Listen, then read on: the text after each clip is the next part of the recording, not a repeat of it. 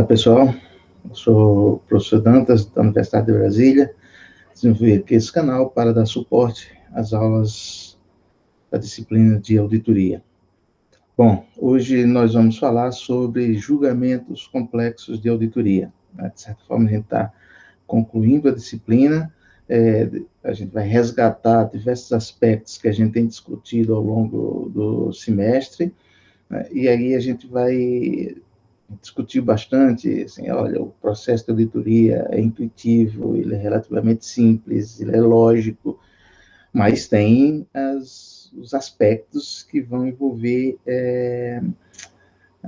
maior, diria, o cuidado do auditor. E esses aspectos são aqueles que envolvem mais as questões de julgamento profissional, né? Então, vou compartilhar a tela aqui com vocês.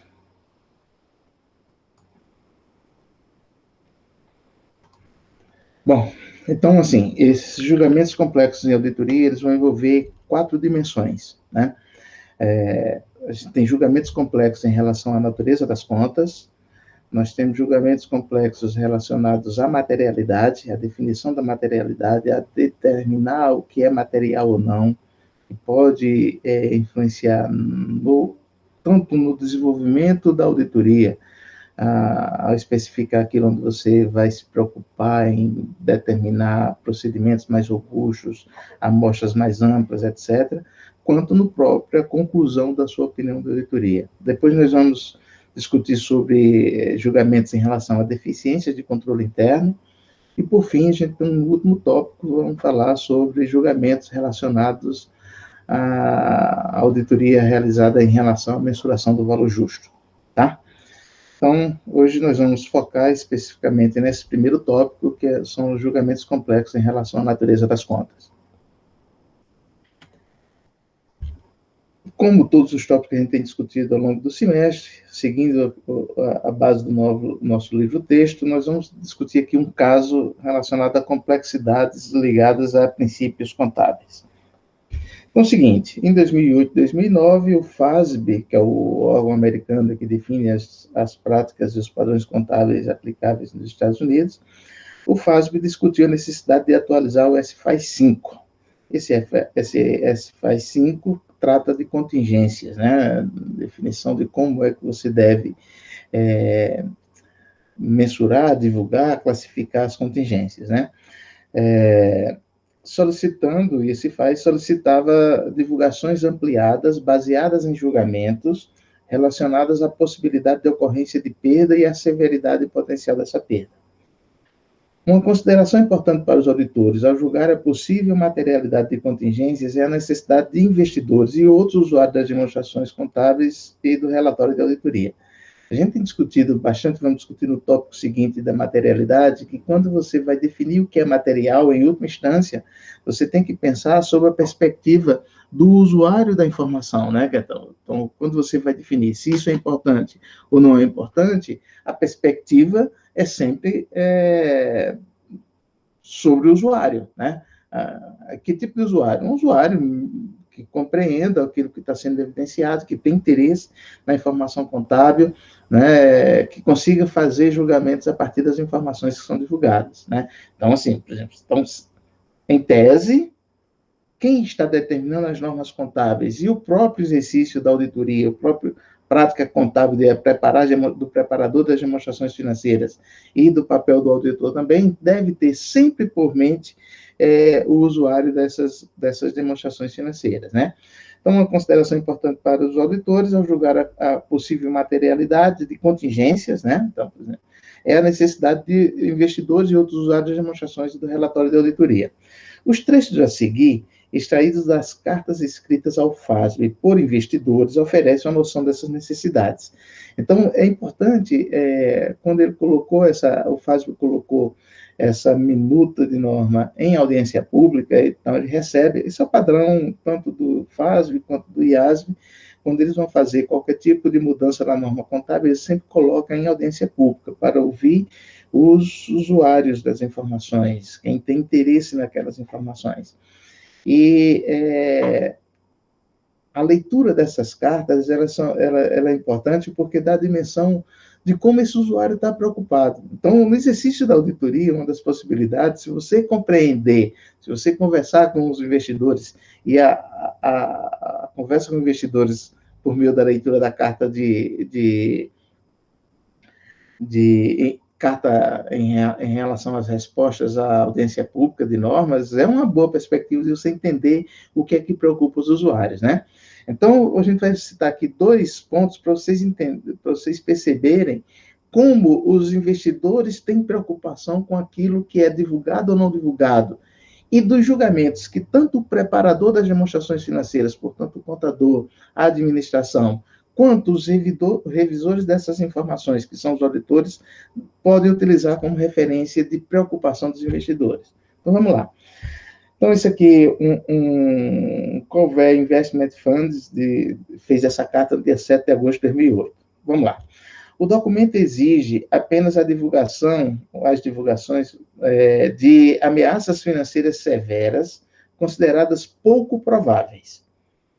Caso, assim, também dizendo, só exige a divulgação de ameaças severas, ameaças são severas, se elas forem consideradas pouco prováveis, caso seja esperado que o problema se resolva em até 1 ano. Então, assim, o que é uma pouco provável? É remota, né? Então, por exemplo, considerou remota, qual é o padrão contábil que a gente tem? Nem divulga, né? Então, a gente tem o que é provável. O que é provável, ele tem que reconhecer a provisão, o que é possível, ele tem que divulgar, e o que é remoto, o padrão contábil é nem divulgar. Essa mudança de norma está dizendo o seguinte, olha, mesmo que você classifique como remoto, se for importante, se a ameaça for relevante, portanto, severa, e se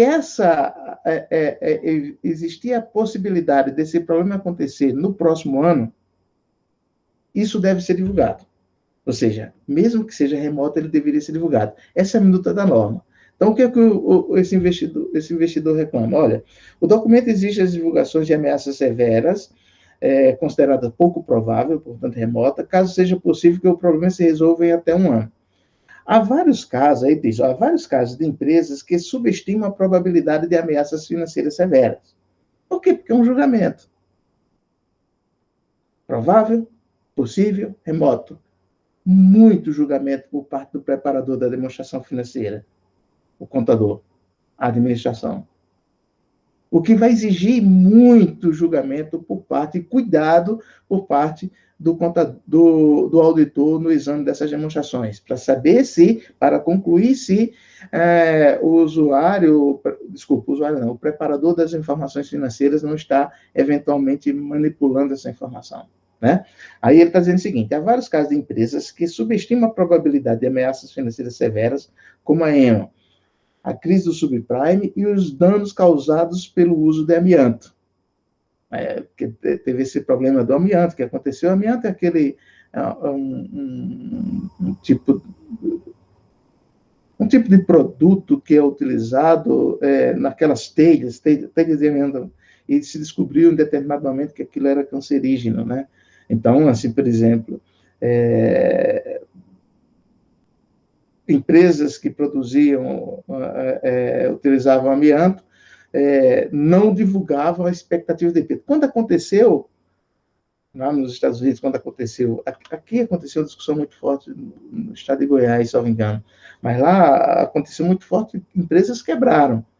Mas, assim, por exemplo, durante muito tempo o problema já existia. E a pessoa disse, não, isso é remoto, isso é remoto, isso é remoto. De uma hora para outra, quebrou. Né? Tipicamente, esses problemas se desenvolveram ao longo de vários anos, com consequências catastróficas para os investidores. Eu estou dizendo o seguinte, peraí, olha só, o fato de você classificar como remoto, você não divulga nada, e aí vem um problema acumulado, de uma hora para outra explode. Aí ele está dizendo o seguinte, olha, divulgar quando você imagina que a solução será só 1 ano é pouco. Se for severo, era bom que tivesse a divulgação, mesmo que fosse remoto. Portanto, a SFAES deveria exigir a divulgação de todas as ameaças severas, independentemente de imaginarem que se resolveriam dentro de um prazo de um ano ou não. Ou seja, mesmo que seja remoto, teria que ser divulgado se aquela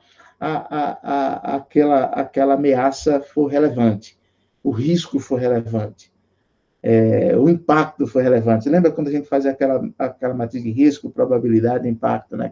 Então, se esse impacto for relevante, mesmo que a probabilidade seja muito baixa, ele diz, pelo menos a divulgação deveria acontecer. Esse é um caso de uma preocupação do investidor. Outro caso, embora as entidades, isso aqui era um outro fundo e eu acabei dando Ctrl+C, Ctrl+V, esqueci de mudar o nome do investidor, mas é outro. Embora as entidades comumente optem por caracterizar a probabilidade de um impacto como remoto, tais julgamentos que mais tarde, no futuro, se provam incorretos, têm estado no centro do mau desempenho de divulgação anterior à notícia de muitos dos escândalos empresariais dos últimos anos. Portanto, a criação de um padrão que exige a divulgação de ameaças de impacto severo, mesmo diante de possibilidades ostensivamente remotas, pode gerar divulgações que oferecem melhor proteção aos interesses dos investidores. Então, um investidor, esse aqui dizendo o seguinte, olha, legal que vocês estão pensando em exigir a divulgação de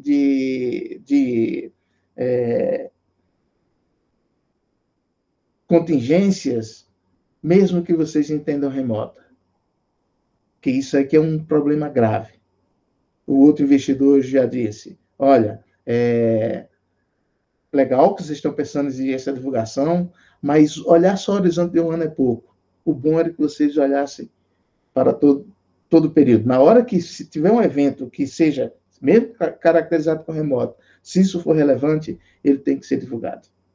Tá? Então, isso dá uma noção de como o julgamento em definir o que é provável, possível, remoto, o que é que vai ser divulgado, o que é que vai ser reconhecido, o que é que não vai ser objeto de nada, como isso é importante e interessa aos investidores. Tá bom? Bom, então é o seguinte, julgamentos complexos em relação à natureza das contas, e aí aquele exemplo era um caso típico, eu estava falando essencialmente, especificamente sobre contingências, né? Então, em relação à natureza das contas, o auditor toma decisões complexas e difíceis em todos os trabalhos de auditoria, principalmente quanto a realizar julgamentos sobre se uma distorção é suficientemente material para justificar um relatório de uma opinião modificada de auditoria, né? Ou se a informação contábil do cliente pode ser aceita, pode ser justificada, é adequada, é aceitável, né? Então, assim, por exemplo, o tempo todo o auditor vai tomar esse tipo de decisão. Então, o auditor é constantemente desafiado a avaliar as estimativas do cliente, incluindo a obsolescência do estoque, a provisão para perdas, as obrigações atuariais, as obrigações de garantias, as provisões tributárias. Tudo isso aqui, pessoal, são julgamentos que vão envolver um grau de subjetividade muito grande de quem está preparando a divulgação financeira e outro grau de julgamento muito grande por parte de quem está avaliando essas informações produzidas, que seria o auditor. Então, se é complexo para quem prepara, é complexo para quem examina, né? Então, aí é que está os pontos onde você tem que ter mais cuidado, porque isso aqui vai envolver mais risco de auditoria. Então, assim, a gente vai pegar aqui alguns casos para citar como a natureza das contas pode interferir no julgamento dessa complexidade, tá bom?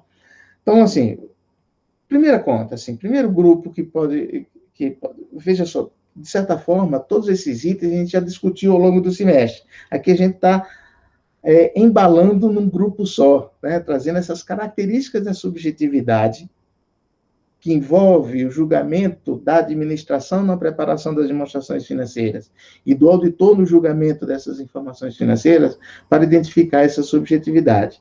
Então, por exemplo, o primeiro grupo que a gente poderia dizer aqui seria o seguinte: instrumentos financeiros mensurados a valor justo.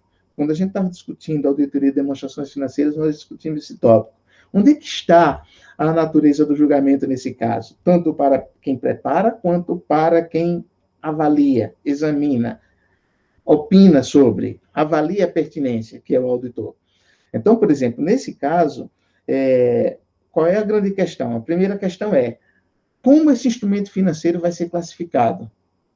Ele vai ser classificado como valor justo no resultado? Ele vai ser classificado como valor justo por meio de outros resultados abrangentes? Ou ele vai ser mensurado pelo custo amortizado? Se ele for mensurado pelo custo amortizado, ele sai aqui desse patamar aqui. Mas será que tem algo que saiu, foi para custo amortizado que não deveria ir? Por exemplo, se ele não passar naquela condição de somente pagamento de principal e juros, ele tem que ser mensurado a valor justo. Ele não pode ser mensurado pelo custo amortizado. Isso é uma definição, uma premissa da norma. Então, por exemplo, entender se a classificação que o contador, que a administração, que o preparador das demonstrações financeiras está utilizando é apropriada é a primeira condição, e não é trivial, às vezes, em determinado momento, identificar quais são as características desse fluxo de caixa. É somente pagamento de principal e juros? Porque se não for, ele tem que ser mensurado a valor justo. E aí a gente vai ter aquela outra condição. Qual é o modelo de negócio da entidade em relação a esse tipo de instrumento? É apropriar os fluxos de caixa do instrumento ou aproveitar oportunidades de valorização desse instrumento e ganhar esse recurso? Então, assim, modelo de negócio e características de fluxo de caixa vão determinar a classificação. E depois da classificação, eu posso exigir a mensuração desse instrumento a valor justo, quer seja valor justo por meio do resultado ou valor justo por meio dos outros resultados abrangentes, VJR ou VJORA. Mas se ele for valor justo, tem valor de mercado? Ou eu tenho que criar um modelo para estimar quanto é que seria esse valor? Então, a complexidade para a auditoria está aí. A primeira condição para a auditoria já é aí. A primeira condição é identificar qual é a classificação apropriada, se a classificação que a administração adotou, ela faz sentido, ela é sustentável, e depois, se classificado como VJR ou VJORA, como é que a administração concluiu sobre esse valor justo. E aí eu tenho que ter evidências de auditoria que me comprovem que esse valor justo que está apresentado nas demonstrações financeiras é fidedigno. Né? Então, essas são as duas questões que fica para o auditor em relação a esse tipo de conta, né? Instrumentos financeiros a valor justo. Um outro tipo de conta são títulos emprestados. Né? Então, por exemplo, a empresa que você está auditando, ela tem ações ou qualquer outro tipo de título, né? Então, e ela pode emprestar. O que é emprestar? Você não transferiu a propriedade, você emprestou. Você emprestou, né? Você tem a sua carteira, você não quer vender, mas um outro investidor está precisando daqueles papéis, por algum motivo, não interessa, e você pode emprestar, desde que ele devolva num determinado tipo de prazo. Esse tipo de operação, por definição, ele vai exigir o oferecimento de garantias por quem está pegando esse título emprestado. Então, funciona. As próprias bolsas, elas exigem essas garantias, né? Se for uma transação em bolsa, se for uma transação em balcão, é mais complicado, mas, assim, ela exige essas garantias. Bom, então é o seguinte, você tinha um título lá, você emprestou para uma outra empresa. Esse título vai continuar na sua carteira, é seu. Você vai continuar usufruindo dos riscos e benefícios dele. Você não dá baixa nesse título. O título foi entregue a essa segunda empresa, ele levou, eventualmente ele até vendeu, mas tal dia, em tais condições, ele vai ter que devolver esse papel. Portanto, quando ele volta, vai voltar o mesmo papel, o mesmo instrumento. Por isso que esse título não sai da sua carteira, porque os riscos e benefícios desse papel, o que é que eu estou dizendo de riscos e benefícios? Se esse título se valorizar, quem vai ganhar? Você vai ganhar com a valorização. E se esse título cair, você vai perder valor com essa desvalorização, mesmo ele não estando temporariamente em sua posse. Ele está em posse de terceiros. Bom, então, primeira condição, eu não dou baixa no título, o título é meu.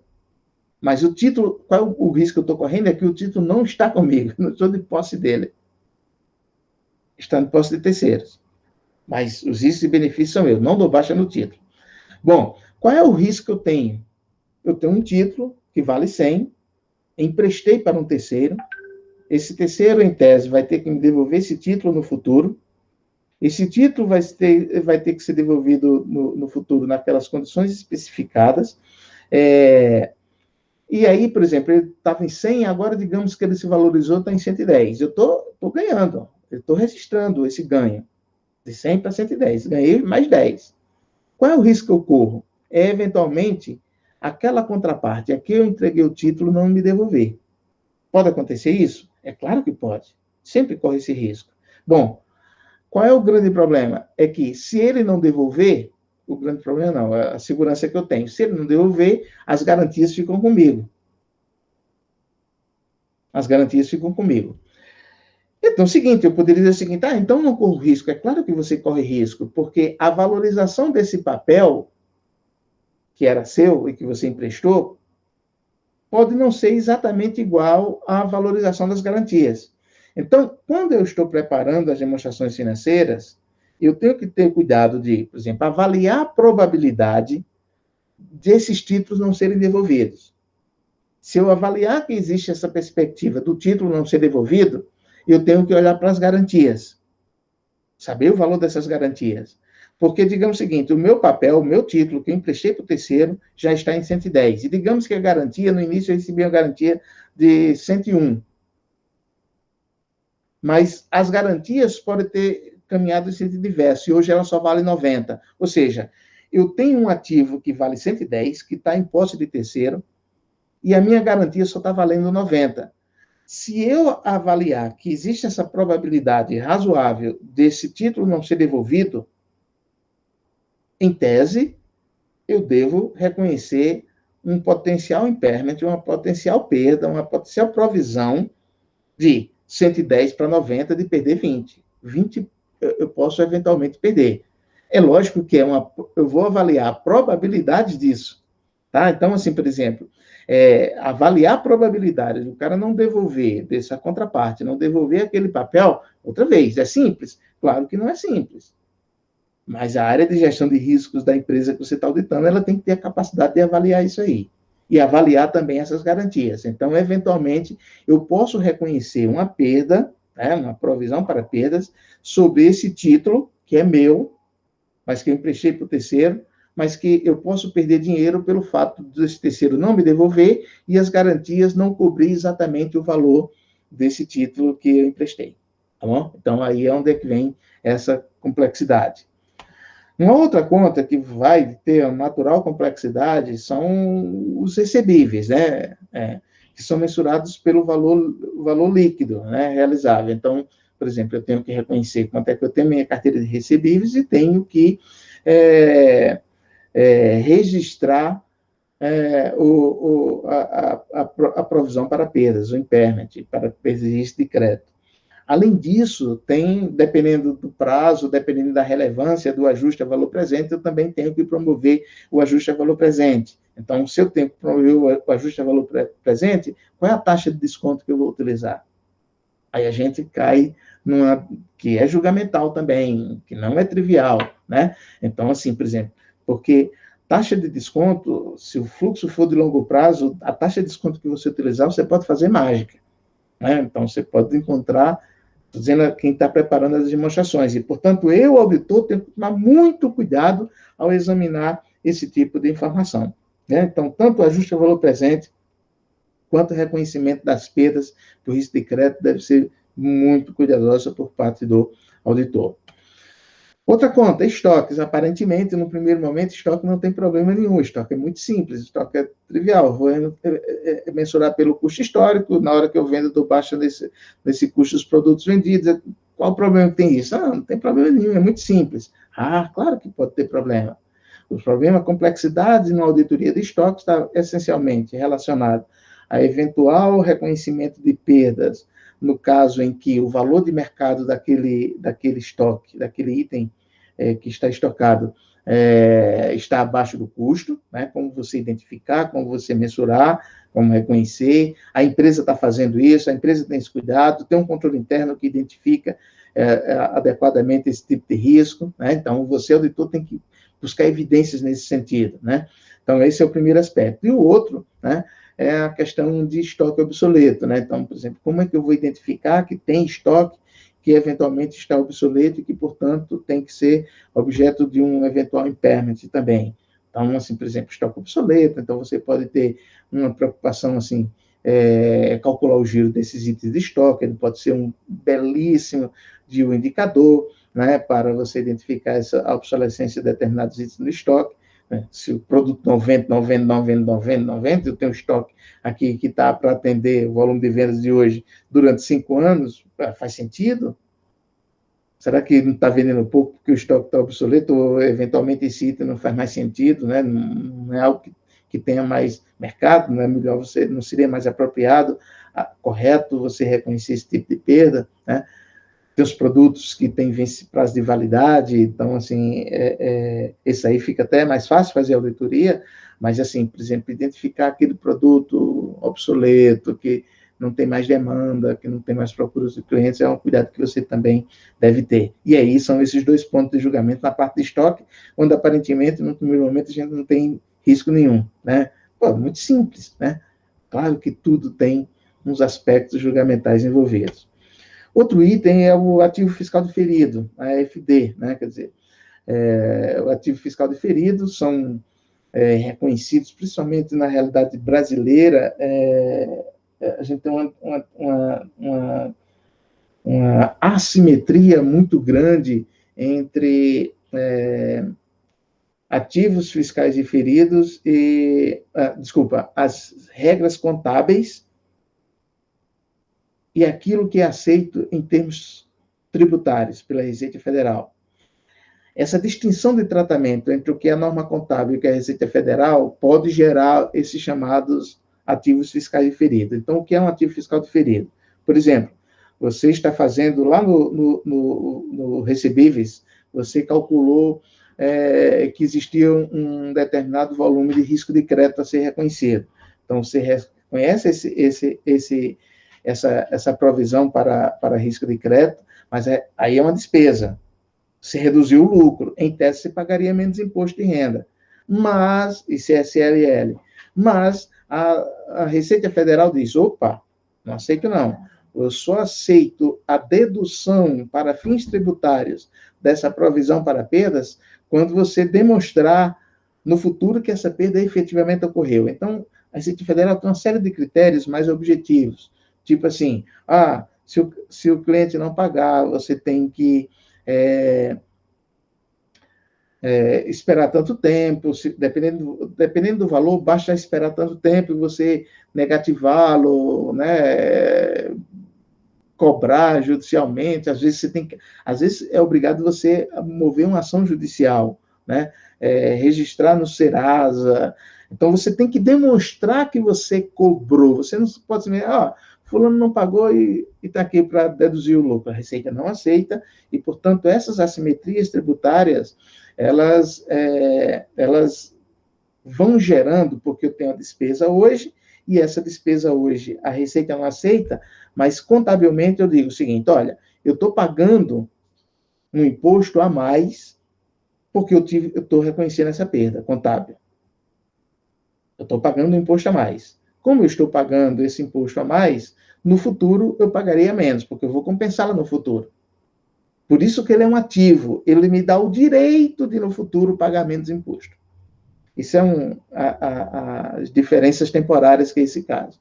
Um outro tipo de caso é quando hoje você tem um prejuízo fiscal. Você tem um prejuízo fiscal. Quando você tem um prejuízo por um prejuízo fiscal, você adquire o direito de, no futuro, nos anos seguintes, quando você tiver lucro, você pagar menos tributo. Compensar esse prejuízo fiscal de hoje. Então, isso gera a possibilidade de, no futuro, você pagar menos imposto. Por isso que é um ativo. E a gente chama isso ativo fiscal diferido. Qual é o problema, pessoal? É que, quando eu vou reconhecer o ativo, eu tenho que prever a possibilidade, porque Por exemplo, você não pode chegar na Receita e me dar esse dinheiro de volta. Você não pode, a Receita não devolve esse dinheiro. A Receita te dá o direito de você compensar no futuro se você tiver lucro tributável. Então, quando você vai reconhecer esse ativo fiscal diferido, você tem que projetar para saber se tem lucro tributável no futuro, demonstrar o reconhecimento do ativo fiscal diferido, exige da empresa necessariamente a elaboração de um estudo técnico que demonstre que, de acordo com as projeções dela, ela vai ter lucro tributável no futuro. E se ela tiver lucro tributável, ela vai compensar esse ativo fiscal e pagar menos tributo sobre esse lucro futuro, tá bom? Então, é daí que está a subjetividade, a complexidade, né? Em alguns segmentos econômicos, como o segmento bancário, isso é muito relevante, extremamente relevante. Tem um podcast, inclusive, que um orientando meu, o Leandro, ele fez a dissertação do mestrado exatamente sobre esse aspecto. E gravou recentemente um podcast para uma série que a professora Dulcinelli tem no podcast do projeto Contabilidade Conectada, onde esse tema é um dos temas, esse tema é discutido de uma forma mais leve. Sugiro fortemente que vocês tenham interesse. Depois eu vou colocar aqui na descrição do vídeo, eventualmente, o link para vocês terem acesso, se for o caso. Tem uma orientanda agora, a Gabriela, que ela vai conversar com vocês sobre o projeto do TCC dela, que vai ser nessa linha também. Então, é um tema bem interessante. Outra conta, ativo imobilizado. A gente tinha até falado o seguinte, olha, quando a gente começa a discutir contabilidade, lá em Geral 1, a gente já começa a ver como imobilizado, e como é simples, né? Comprou imobilizado, existe pelo valor histórico, dali para frente vai fazer só reconhecimento da depreciação, etc, etc. Como é trivial? Não, é muito complexo. É muito complexo porque tem muita subjetividade no meio. Primeiro, sempre tem, assim, primeira coisa, o reconhecimento da depreciação não é trivial, porque você vai encontrar qual é o método, definir qual é o método mais apropriado de reconhecimento dessa depreciação, estimar essa vida útil subjetiva, a escolha do método, julgamento, a vida útil, julgamento. Depois a gente ainda tem que estimar qual seria o valor residual, julgamento, depois daquela vida útil, por quanto você ainda consegue realizar financeiramente aquele item, julgamento. E, por fim, a gente ainda tem a possibilidade de impairment. Se a entidade identificar, a administração identificar que há algum tipo de evidência de perda econômica, quando for descontinuidade, aí é na veia, né? Mas, mesmo assim, se você reduziu muito o nível de atividade, coisa desse tipo, você tem que reconhecer impairment desse item. E não é trivial reconhecer qual seria o valor dessa perda por impairment. Então, assim, são coisas que, no primeiro momento, imobilizado seria uma contabilização relativamente simples, e em princípio mas elas envolvem muito de julgamento. E quando envolve julgamento de quem prepara a demonstração financeira, que é a administração, que é o contador, que é o preparador das demonstrações financeiras, traz para o auditor todo esse risco, tá bom? Então, esse aí é outro ponto, goodwill e outros ativos intangíveis. A gente discutiu muito nos nossos últimos encontros exatamente como essa questão de goodwill, em particular, como ela é subjetiva, né? Quer dizer, então, por exemplo, primeiro, num processo de aquisição de outra entidade, eu vou reconhecer o goodwill. Bom, beleza. Qual é o goodwill? O goodwill vai ser a diferença entre aquele valor que eu compro, que eu paguei pela empresa, e o valor justo de ativos e passivos. Qual a primeira dificuldade? Valor justo de ativos e passivos de uma entidade divulgadora em continuidade. Não é trivial. Mas digamos que você passou por esse ponto, né? Então, você encontrou o valor justo de ativos e passivos, diferença entre o valor justo de ativos e passivos e o valor que você pagou, isso é um goodwill. Esse goodwill você registra, É um ativo seu. É um ativo seu. Só que agora, todo ano, você tem que fazer o teste de impairment desse goodwill. Todo ano você tem que fazer o teste de impairment de goodwill. Goodwill é a melhor expressão da intangibilidade de ativos. Se você está fazendo auditoria que tem uma participação relevante de goodwill, você tem um risco muito grande, porque vai ser a auditoria toda baseada em julgamento, discussão, convencimento entre você e a administração, né? Busca de evidências que elas não são objetivas, elas são subjetivas, porque a contabilidade desses itens, elas são, por definição, subjetivas.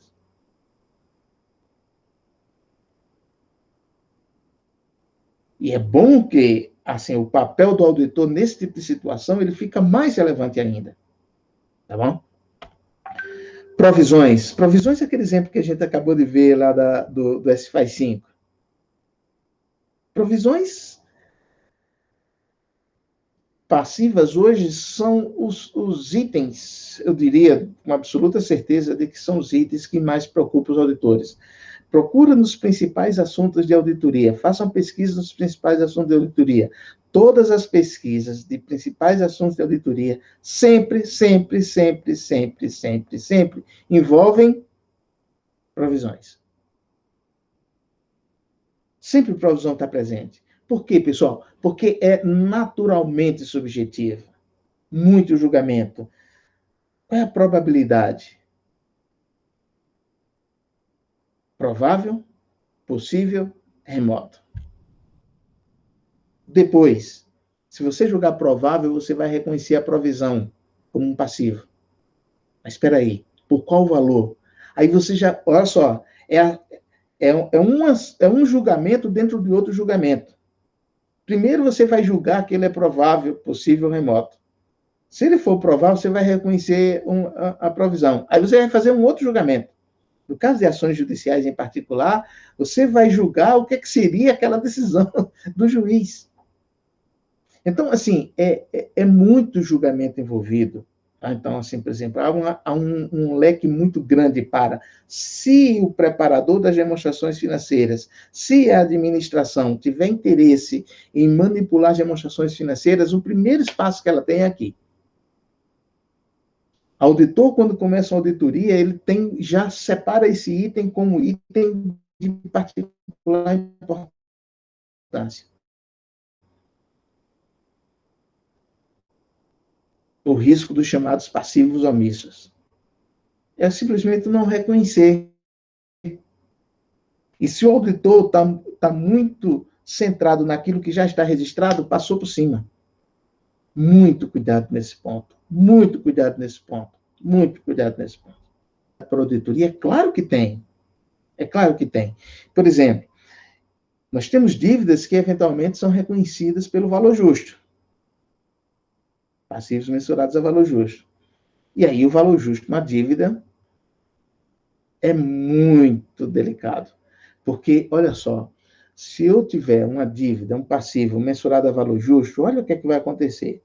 O valor justo da dívida, digamos que é o seguinte, eu sou empresa, eu tenho uma dívida para com você.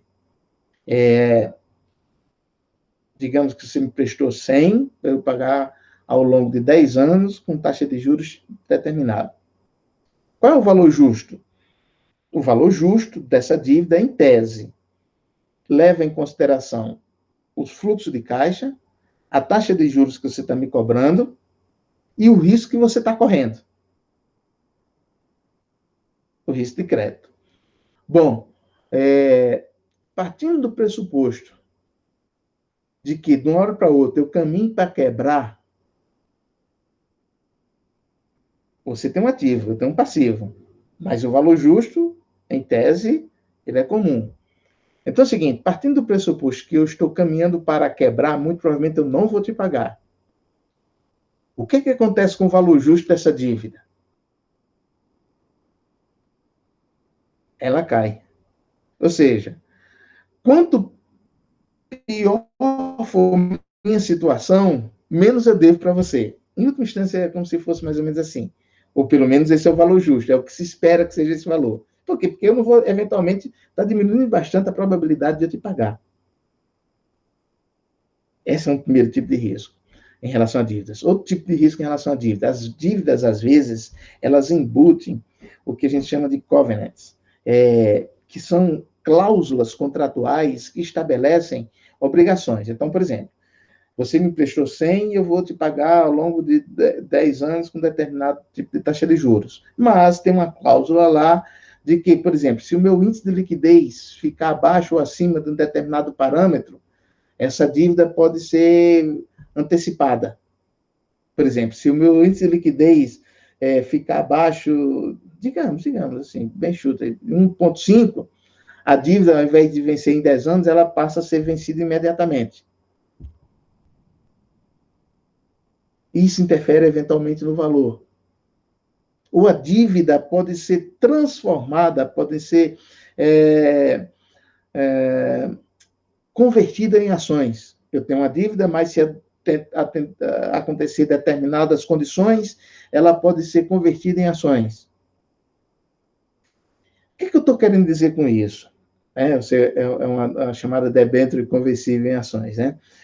O que eu estou querendo dizer com isso? É que quando for preparar essa demonstração financeira, eu tenho que avaliar todas as condições. Porque se tiver uma cláusula que diga que a minha dívida deve ser transformada em ações,